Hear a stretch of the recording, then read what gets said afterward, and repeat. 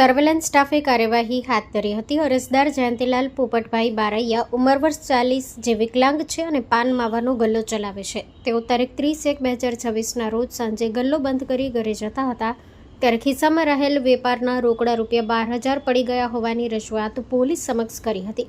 બાદમાં surveillance team દ્વારા વિસ્તારમાં આશરે 27 જેટલા સીસીટીવી કેમેરા ચેક કરી તપાસ હાથ ધરવામાં આવી હતી। સતત ચકાસણી અને ટ્રેસિંગ બાદ ખોવાયેલ રકમ શોધી કાઢવામાં આવી હતી। પોલીસ ટીમે રોકડા ₹12,000 અરજદારના પરિવારોને 13 દુષ્કોર્પણ કાર્યક્રમ અંતર્ગત સન્માનપૂર્વક પરત આપ્યા હતા।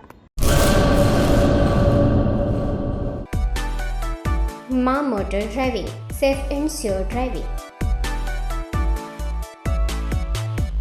ડ્રાઇવિંગ એ શોખ સાથે આપની મોટી જવાબદારી પણ છે।